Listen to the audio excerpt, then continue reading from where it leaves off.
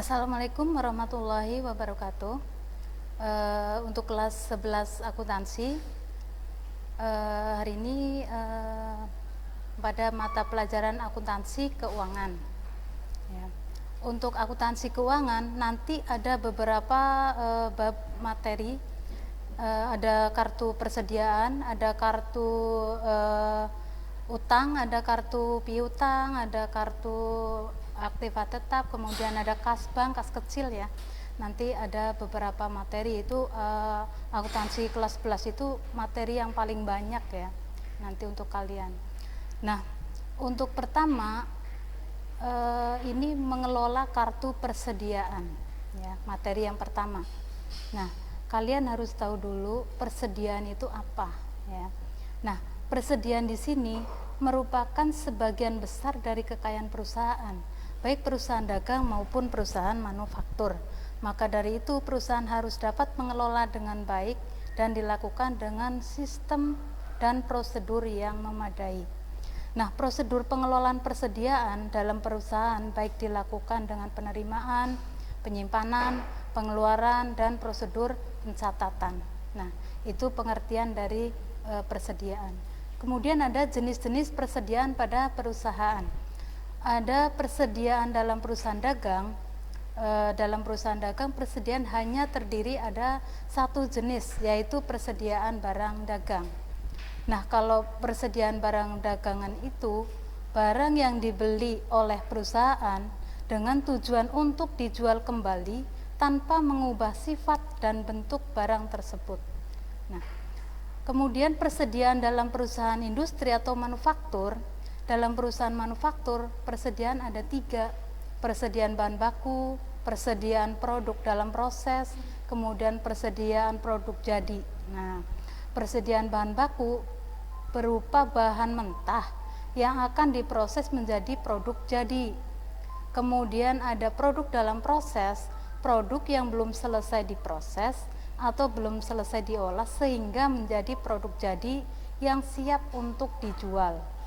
Kalau persediaan produk jadi berupa barang yang sudah selesai diolah atau diproses dan siap untuk dijual. Nah, itu perusahaan manufaktur.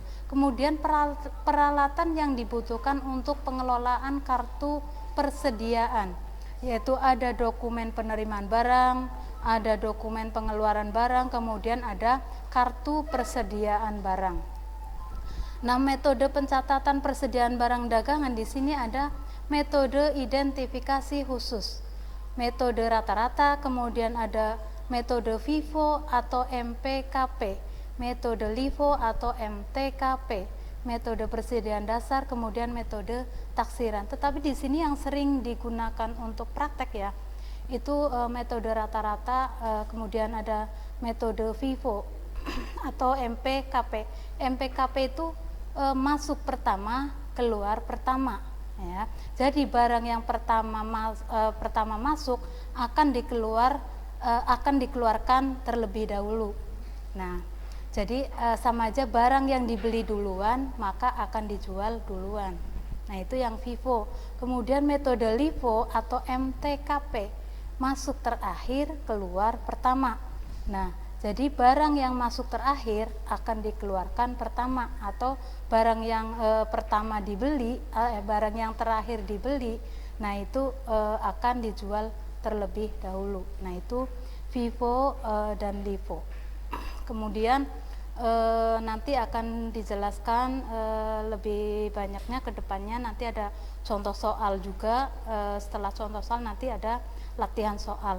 Nah, untuk selanjutnya kalian juga harus mengerjakan tugas ya. Habis ini kalian mengerjakan tugas, nanti catat atau rangkum metode pencatatan kartu persediaan, metodenya apa aja. Kemudian jelaskan metode pencatatan persediaan menggunakan metode FIFO atau MPKP, kemudian yang LIFO, MTKP.